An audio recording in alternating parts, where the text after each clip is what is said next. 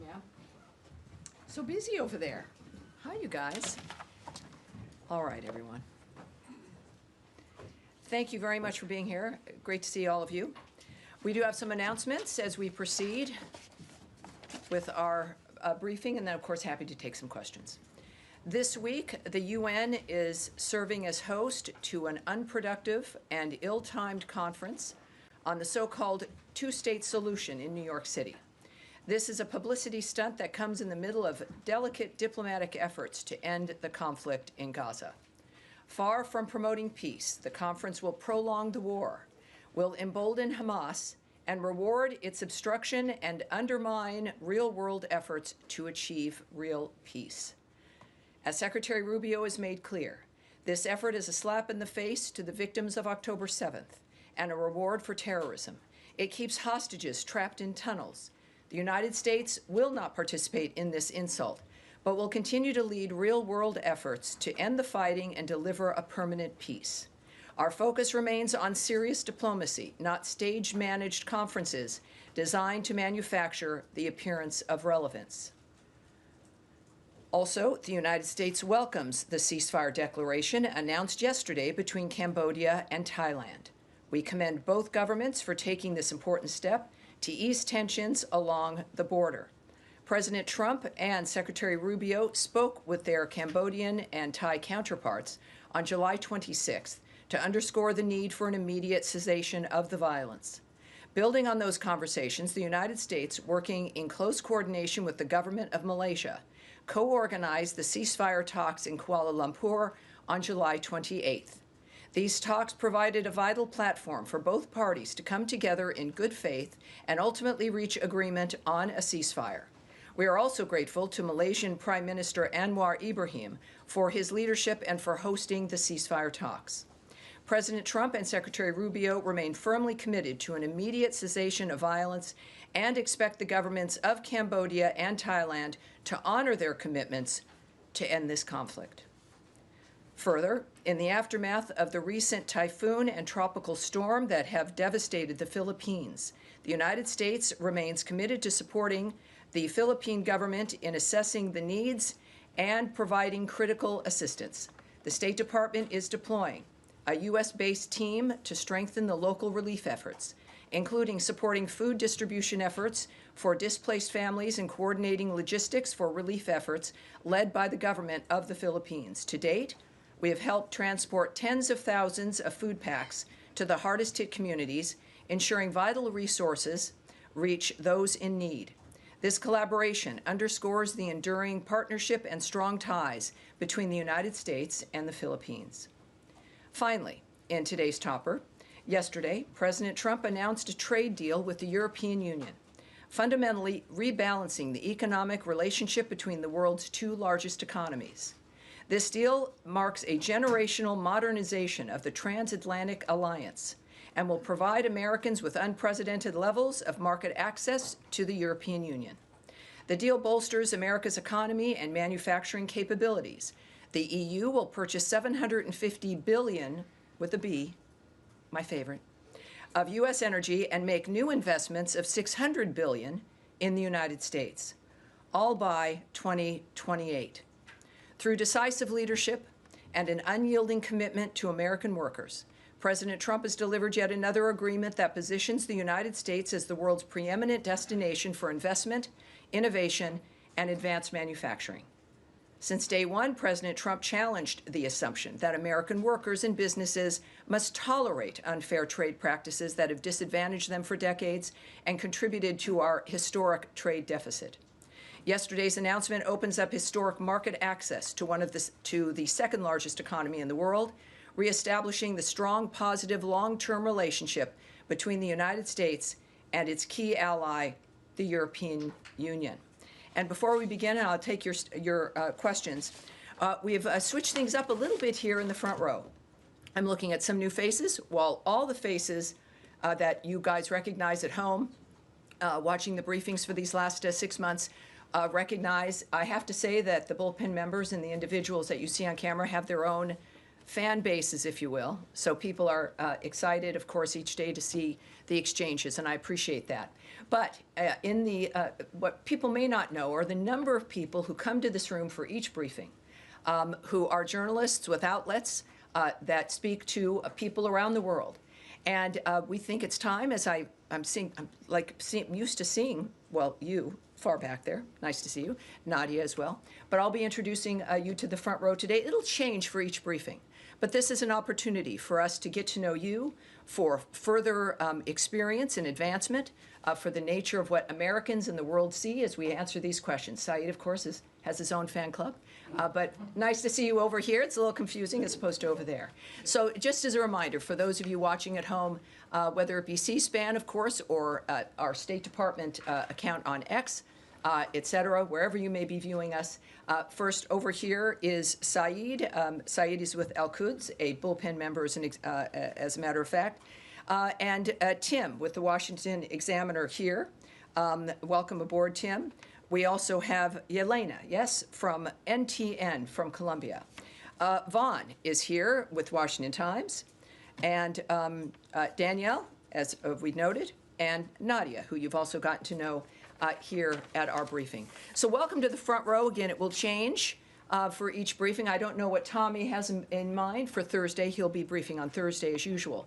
But let us begin with your questions. I'll start with the front row. Yes, sir. Vaughn. President Trump and Israeli Prime Minister Benjamin Netanyahu have issued seemingly contradictory statements on the humanitarian crisis in Gaza. Is there a rift emerging between the two leaders, and how is this impacting peace efforts, if at all? Well, of course, what I won't comment on is the nature of a relationship. What we've seen between the president and the prime minister has been a very good relationship.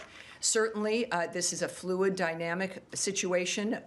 That's an understatement when it comes to what's happening in Gaza, especially with the new efforts regarding the humanitarian assistance.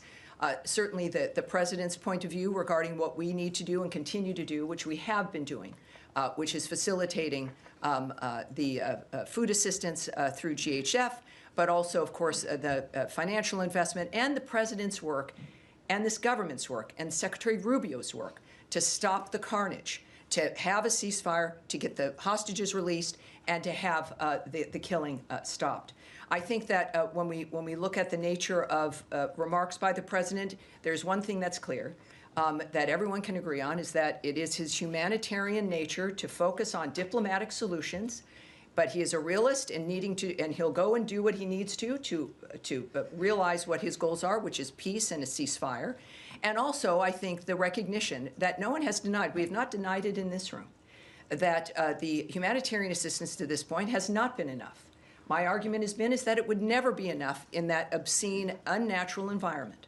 And so we're proceeding in that regard, and of course, with President Trump's leadership, as he noted yesterday, to do even more to assist when it comes to food and other aid. So that's, I think, without getting ahead of the president, as we'll learn more about what his plans are coming up.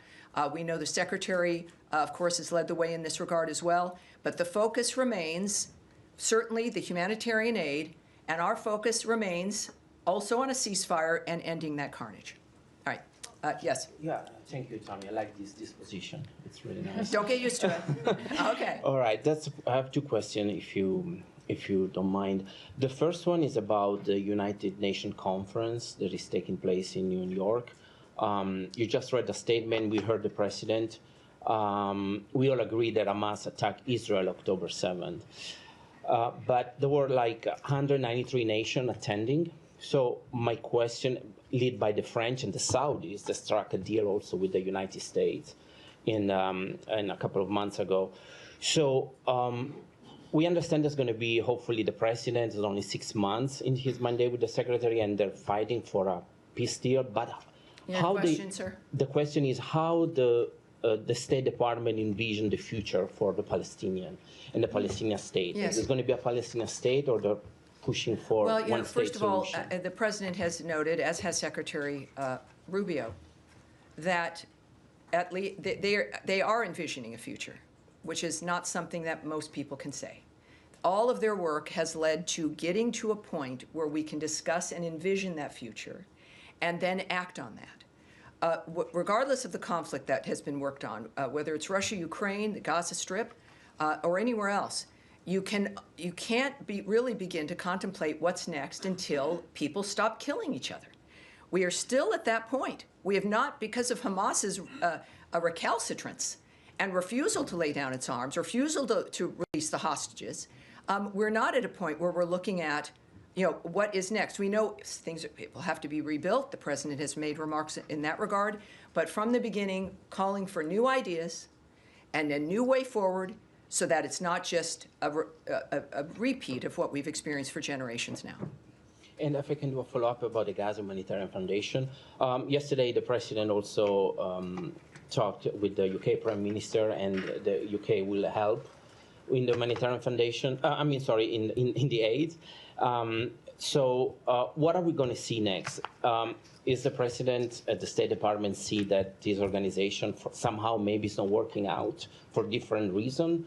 Well, what we said from the start is that this is not about what has not worked. Clearly, we're now, I think, close to 100 million meals have been distributed by GHF. But as we've discussed, there has to be more. There's always had to be more. The calls from the president, from the secretary, and even GHF has been, have more, join us.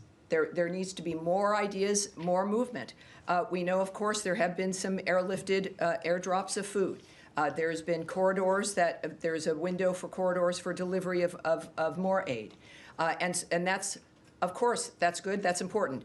But adding to the aid and to the mechanisms that are there is what we've all called for. It is not an indication that there should be only one. It should be, everyone should be contributing to helping to make a difference here. So far, it has been GHF with a mechanism that has worked to keep the aid out of the hands of Hamas. And that has been fundamental. So it's good news. And of course, as the president returns to the United States, no doubt we'll have more information about how much more good news we'll have regarding aid and supplies. Yes. Thank you. Thank you. And wait, hold on, please. Hold on. Me? No, Thank you, Tammy. no, not you. I don't. Maybe it's my pointing, or maybe because there's a tall guy here. Yes, ma'am. Thank you.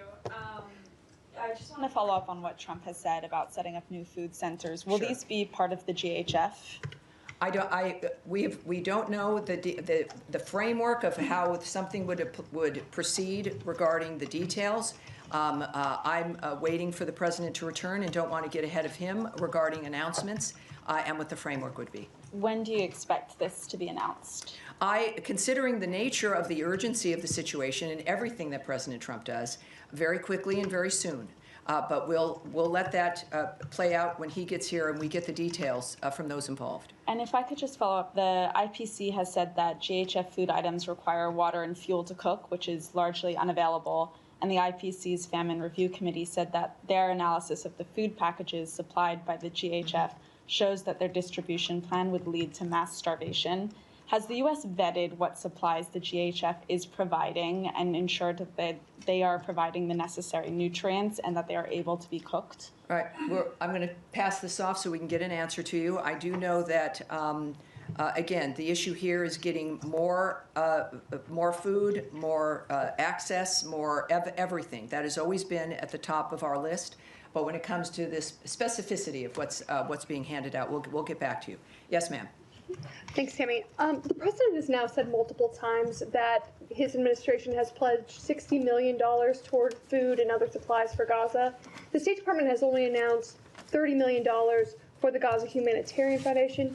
Can you say, has more money been earmarked for the GHF, or is there other funds that are going out to make up for that $60 million to $30 million difference? I would suggest a question for the White House there. Again, I know what we've done here at State. Clearly, the president is in a position when it comes to decision-making, knowing what parts are moving and where things are headed, that they would have probably a better answer for you regarding the rest. But it's only $30 million for GHF at this point. Can you say that?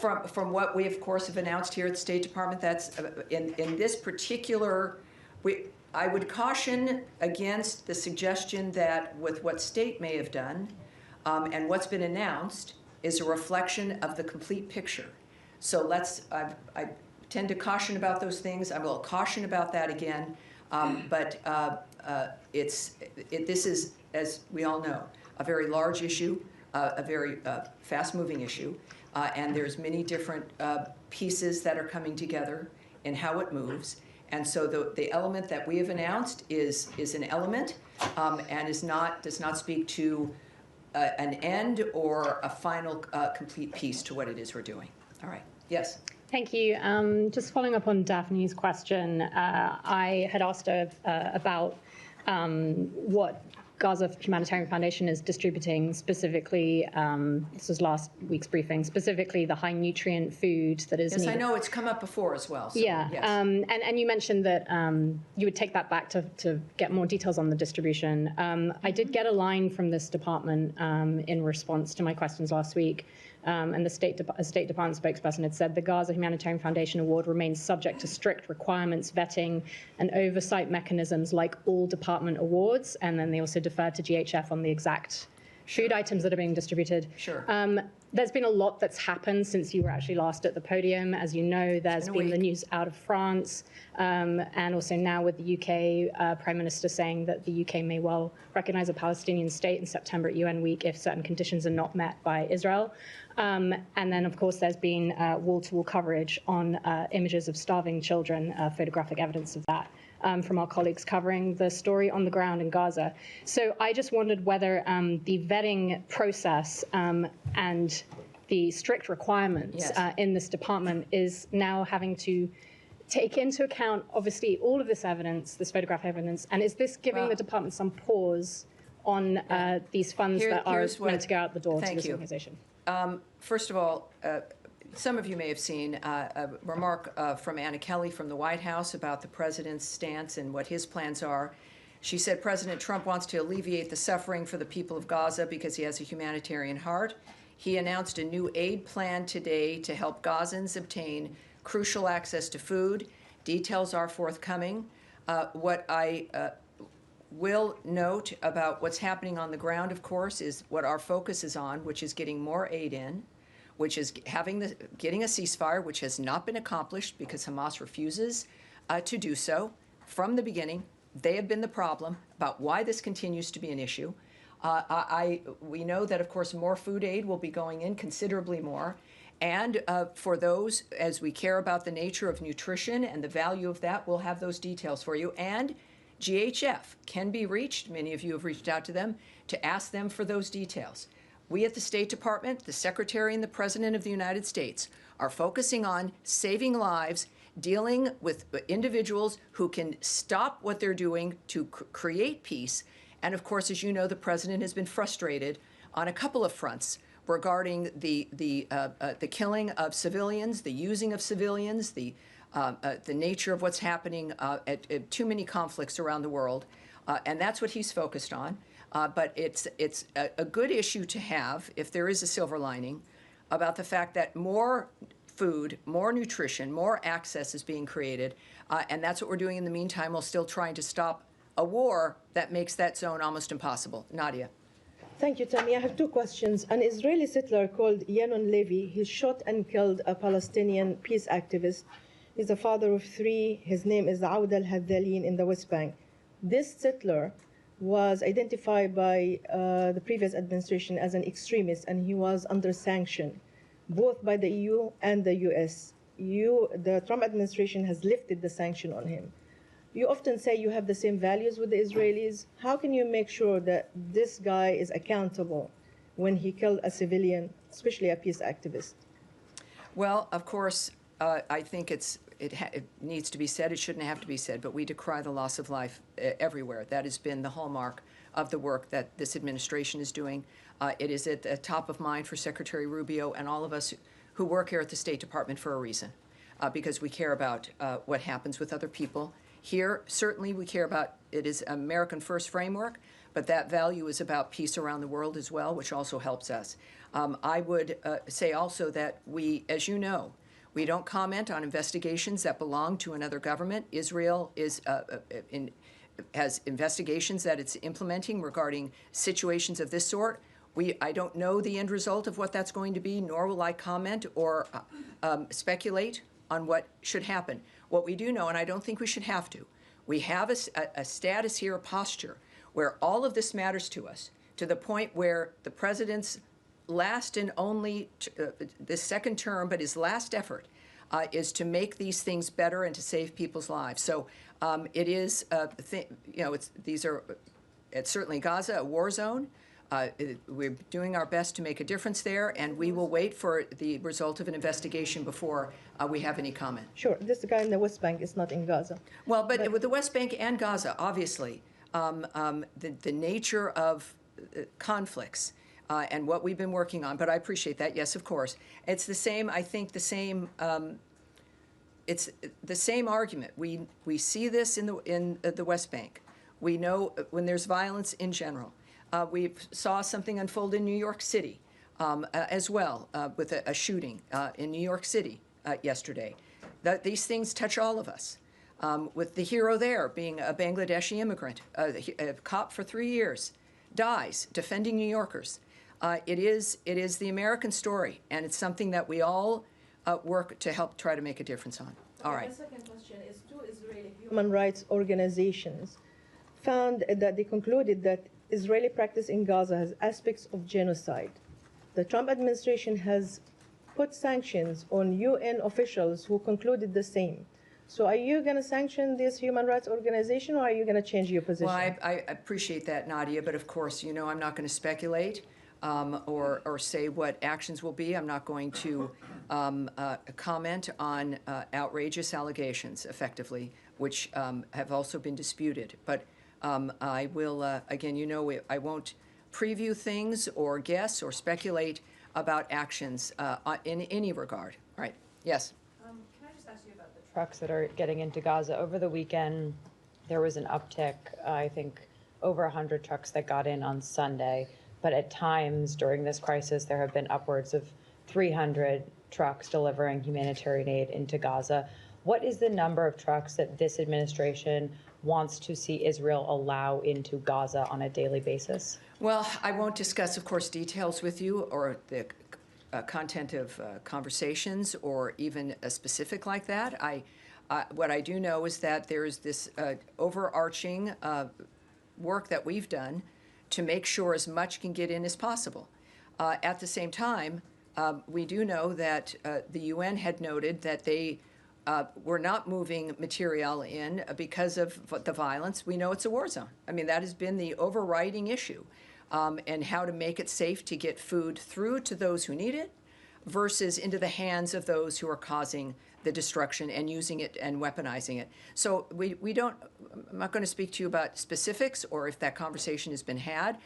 We know, of course, it's in everyone's interest to help stop the kind of environment in general that's happening in the Gaza Strip. It's again, monstrous and abnormal, and all of us have an interest in stopping it. And DHS contracts expire at the end of August. Is this administration pushing for those contracts to be renewed? I won't speak on the details of contracts or agreements, or if that's accurate or if it's not. Yes. Thank you so much. Two very quick questions. Secretary Rubio, for the past several months, has been wearing two hats, both leader of the... Four hats. Many hats. But specifically, Department of State and NSC. He has shrunken down the NSC and called it right-sizing. And my question is, are these two roles being sort of merged together into the same official, or are they being fulfilled in two separate capacities? Well, I can't speak to the decision-making about the nature of what he's doing as the NSA. I'm here with the State Department. Of course, he is the Secretary of State. What I can tell you is when I've been on various trips where the NSA, the National Security Advisor, and the Secretary have been there together, it's the same kind of work. It's working together seamlessly. Of course, there'll a great deal of time of overlap regarding the nature of what's happening in the world. So it seems and it appears to be working out smoothly and effectively. My second question, today, Kim Yo-jong in North Korea, the sister of Supreme Leader Kim Jong-un, published an official statement regarding the U.S.'s desire to denuclearize the peninsula. While rebuking the United States, the memo did include a line stating that Kim Jong-un's relationship with President Trump is, quote, not bad. And I'm just wondering if the Department of State is familiar with the nature of bilateral relations between the U.S. and North Korea at this time and why they might have said that. Well, I would suspect that you should contact the White House when it comes to the relationship between the president and another country. Of course, we do know, as we see now, as we saw in the first term, President Trump's willingness to talk with everyone in order to achieve the peace and prosperity and some semblance of normal life for people around the world. Regarding the note you mentioned, or if it was a social media tweet, I don't have a remark on that, of course, but the White House can tell you more about the president's approach with North Korea. Yes, ma'am. Thank you, Tam. Me? Yes, you. Okay. I have two questions too. The first one is, after President Uribe's conviction, will the U.S. consider any sort of action similar to what we saw after the decision against former President Bolsonaro in Brazil? The first one. And the second one, after you answer? Yeah, so regarding the verdict, the verdict with former President Uribe, yes? Yes, well, the Secretary of State put out a tweet on this as well, noting that former Colombian President Uribe's only crime has been to tirelessly fight and defend his homeland. The weaponization of Colombia's judicial branch by radical judges has now set a worrisome precedent. And the second one is, with the U.S. allow Chevron to operate in a country led by an administration charged with promoting terror and drug trafficking? Well, I can tell you this, and I love your very direct questions. What I know that there's two separate details that I don't have in front of me that I want us to take and get back to you in that regard. What we have said repeatedly, though, is that we will not allow oil revenue to fund or benefit that regime. And so I think that's something that we can repeat here at this point. But when it comes to some further details, let's see if we can get you. All right, Saeed. Thank you, Tammy. And I must admit, I feel a little bit vulnerable and closer to the floor here. Wow. I was always shielded by the front row. Well, see how you're thinking now, but you can trust us. You're fine without the Italian rule about never having your back into an open space. Very quick question. You know, IPC said today what's going on in Gaza is famine. And the reason they didn't classify it as such is because they need the actual data, and they have to be in Gaza to collect that data, which Israel prevent them. So my two questions. Well, let me just say, as you know, I might, is that there is someone preventing people from getting into Gaza, and that's Hamas. Hamas is preventing everyone from being able to get in there, whether it is reporters, whether it's food deliveries, or those who might need to assess the nature of what's happening on the ground. People are afraid of a terrorist group, the masterminds of October 7th, which slaughtered babies up to the elderly, when they're living, dismembering them, putting a baby into a microwave, murdering women as they're raping them. That set of people are running the Gaza Strip. So it's understandable why people are concerned and can't get in. It is not the Israelis who have been defending themselves in this framework and who are ready to sign a ceasefire deal and have been ready for weeks to do so. Well, in fact, the Israelis are preventing everybody. They control the area, but that's another issue. My question to you: does this add the kind of urgency that would allow more trucks, to follow up on Kylie's point, more trucks, and to the level that it was before? It was something like 400, 500 trucks, especially during the ceasefire.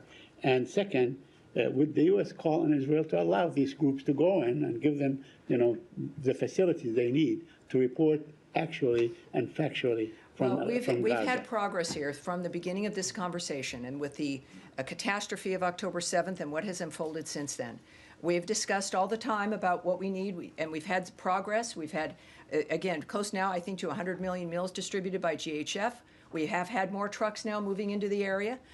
Israel making accommodation to be able to try to allow that to happen without people being in danger. So we've seen this progress being made. When it comes to the number of trucks, I would caution that it's not an issue of numbers, but clearly the posture of the President and of the Secretary of State is that all of this has to stop and everything has to get to whomever it needs it. That's not, that may end up being a certain number of trucks. It may be a certain other kind of effort, new ideas. So it's not, I would just ask that we focus on what we've been focusing on here, which is having this violence end so that we can do a wholesale reformation of that area, a stopping of the violence, and a wholesale view of that a future really can exist. Yes, ultimately, it's going to be the best scenario. Everyone can go into Gaza and help. The president clearly will have ideas. The partners in that area, whether it be Egypt or Qatar and others, Jordan, with their airdrops, everyone has an interest in the resolution of this. And inevitably, of course, it'll result in everyone getting what they need. All right. Yes, Abby. What is the U.S. position on the U.K. saying they will recognize the Palestinian state before the UN this September? I know my colleague brought it up, but considering they're using it as leverage to try to stop some of the starvation that President Trump himself said he's concerned about taking place in Gaza? Well, I think President Rubio's statement and my statement that I issued regarding the conference, the two-state solution, the fact of the matter is his remarks also when President Macron of France also did something similar in this regard, that this is a slap in the face to the victims of October 7th, that it rewards Hamas, and it harms the ability to stop this framework from, it allows it to continue. It gives one group hope, and that's Hamas. It is a rewarding of that kind of behavior, that if you wait long enough, if you don't cooperate, if in any other normal environment where someone was so utterly defeated, they would surrender. In this case, that just does not occur. And part of it is because of perhaps the hope that they receive on how long the suffering lasts, how much that pushes the world to acquiesce to their arguments. And that is, there's one group that benefits from the images and the reality of the horribleness, and that's Hamas. And so there's a reason why they don't cooperate and stop. And this adds one more thing onto it that adds into their apparent posture that this is a winning thing to do. Clearly, we are of the opposite mind, and that I think we can say in general about that issue. President Trump said he didn't mind the UK Prime Minister taking a position on statehood. Is that, can you explain what the difference is well, there? obviously, I'm not going to speculate on the president's reasoning.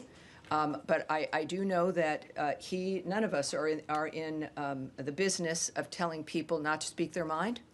At the same time, I'm a big believer, as I know the Secretary is and the President is, and we showed this, I think, last November, is that persuading people, explaining your position, why it matters, how it impacts what we all want to achieve, is something that we must do, and that it's the way to persuade people, to change people's minds.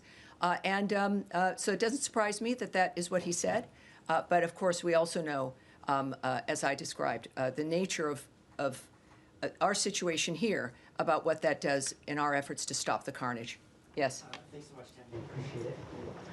GHF, there's, according to the UN, there's been about more than 1,000 Palestinians killed at or near the aid site since May 27th. Does the U.S. have an assessment on that number? It is not. That's not something I will speak on or go into the details about regarding our assessments of that situation. Certainly a wartime situation, but in the details and the numbers, no, I won't speak to that. Okay, and you mentioned the details of this new aid plan will be forthcoming.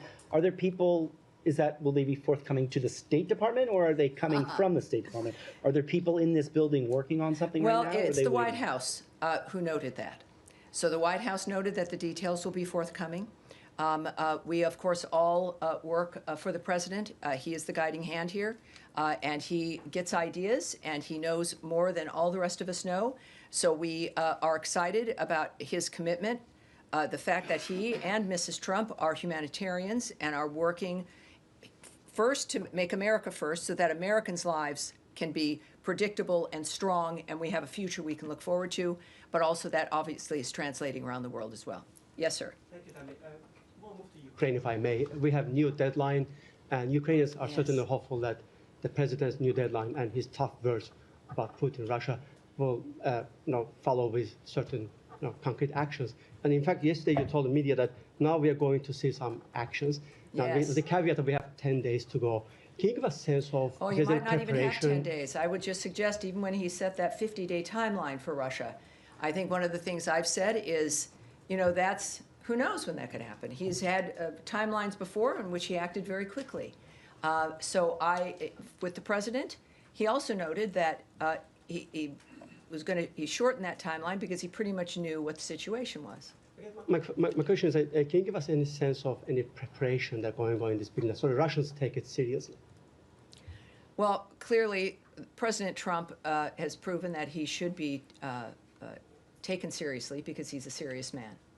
And we've seen the results of that around the world. Again, most recently in the Indo-Pacific, and of course, with his envoys and the nature of the commitments we've made. I would say that what's been discussed regularly are sanctions, and the President also brought up the issue of sanctions, and even secondary sanctions, as certain countries are benefiting from buying Russian oil. But that's up to the President. We've known that's in his toolbox. There are many things that he can do, just as there are many things that Secretary Rubio can do and help facilitate. But the President himself mentioned those two dynamics. He has been patient, and that may have been misinterpreted by some people. And I think the time for misinterpretation is now over. On that point, Tammy, the President said that he knows the answer, and he also thinks that there's no reason to wait. If there's no reason to wait, then why wait 10 days? Well, again, you're asking, as we know, there are a million fronts in these kinds of dynamics. There's negotiations that go on. I can't speak to what the President's involved in, the conversations that are currently being had, and the importance of what the President says privately and publicly. I would just trust that he's the one who would know, and being in a position here at the State Department where we're all ready to do what we need to do to get this situation accomplished for the President. All right, Eric. Yes, thank you, Tammy. I wanted to ask two questions. One on the impact of potential secondary sanctions, potential secondary tariffs. Is there a concern that that may be too blunt an instrument in that some U.S. allies or countries for which the U.S. Has been partnering and having negotiations, fruitful negotiations, as we saw today, for example, China or India, could be hit, that there could be a boomerang reaction from such sanctions, secondary sanctions, or the EU, other countries that would be inadvertently hurt in a way that would be counterproductive to broader U.S. goals? Well, no doubt. I'm not in the business, though, of the negotiations. There are questions that are asked about everything with the actions that might be taken. And I would presume, as we should, that all of the impact would be considered. Obviously, the president's first effort and first desire to solve problems is through diplomacy. For people who might be confused, I have a few comments that I can share with you from the president at first here. I'm disappointed in President Putin. I'm very disappointed in him. I'm going to reduce that 50 days that I gave him to a lesser number because I think I already know the answer. What's going to happen? He also said, yes, I'm going to make a new deadline of about 10 to 12 days from today. I think that was yesterday. There's no reason in waiting. I want to be generous, but we just don't see any progress being made. He said 10 to 12 days. I'll announce it probably tonight or tomorrow. But there's no reason to wait. If you know what the answer is going to be, why wait? And it would be sanctions and maybe tariffs, secondary tariffs. And he says, we are going to do secondary sanctions unless we make a deal. Based on common sense, you would think he'd want to make a deal. We'll find out. The president is not someone who is making a decision on the fly. This has clearly been consideration from the beginning, and we're prepared to do what's necessary. Thank you, Tammy. Following up on my colleague's question about Colombia, we know that we have a president and a secretary of state who take a great interest in what happens in the Western Hemisphere and pay a lot of attention. We've seen the president's attack and criticism of the Brazilian judiciary, but I'm wondering what makes a judicial process a radical process or radicalized by judges or otherwise inappropriate. I mean, is it determined by who ultimately is convicted or charged, or what's the context or the judgment, the qualitative judgment as to what makes a politicized judicial process for this administration? Well, the secretary, like the president's, a very talkative young man, and he's very clear about what interests him and why it matters. On virtually every issue, he does long-form interviews. He's got his Twitter that he participates personally in, statements, op-eds, all of which he's personally involved in, and expresses the nature of how he's making his decisions and why. So I will let his work speak for itself, including, again, current comments and no doubt more comments and explanations, if you will, or opinion pieces to help explain why these things matter, why corruption matters, how it might look whatever country you live in, and why it's important to stand up against it. All right. Yes, sir. Yes, hi. Thanks. A lot of my colleagues have asked a lot of the questions I had, so I'm going to totally change subjects, well, if I may. all right. Sounds good to me. There are millions of dollars worth of contraceptives stocked in Belgium that are due to be incinerated in France. It's our understanding that they're still stocked in Belgium. They haven't moved to France. Could you give us an update as to where that stands? I know that the Belgian government is trying to find alternative solutions. Is the U.S. government ready to find alternative solutions, or are they destined to be destroyed? Well, I want to have that taken back. This is a situation that changes each day. What I can tell you is, for those who've asked previously, there are no AIDS drugs involved in this. No PEPFAR dynamics are set to be destroyed. This is a situation regarding birth control and other mechanisms that could be used. First of all, that would violate our Mexico City policy regarding the use of abortifacients, but also the use of some elements that could be used in a kind of forced sterilization framework that some nations do apply, which also we will not facilitate. So we can say that there's no AIDS drugs, no condoms are being destroyed. This is about a long-standing, I think this was a purchase from the previous administration, and so we're dealing with that, but we're aware of it, and we recognize the issues, but we also, of course, are committed to a policy that Americans care about, and we're going to be moving forward. No doubt we'll have some additional information for you in perhaps the coming days. Yes, ma'am. Return to your statement at the top. Could you explain why talking about Palestinian statehood or Palestinian future in Gaza rewards Hamas or is a slap in the face to the victims of October 7th? And I'm asking, given that none of the parties involved, to my knowledge, who are involved in these discussions or have plans to recognize statehood, have said anything about wanting Hamas to be in power. It seems like, according to the United States, according to Israel, and obviously as well as all these other folks involved in these conversations now at the UN, no one has expressed a desire to have Hamas in power. So how is that? How does it reward? Well, I think that it's very often, not most often, actions speak louder than words. And our argument is that there are certain actions you can take that reward in the midst of the defense of a country after a horrific atrocity implemented on October 7th. And the end result is, create a two-state solution, solve this problem, when in fact the problem was mass murder and just an indescribably obscene environment, and then the continuation of the terrorism of the people of Gaza, the first victims of Hamas. Still, the nature of living in that environment, the hostages that remain held, the weapons that remain held, and a refusal. We had a ceasefire early on. We had a ceasefire on October 7th. We had a ceasefire early on. They broke that. And there is a point where you don't find ways to placate or reward the people that have done such horrible things to humanity.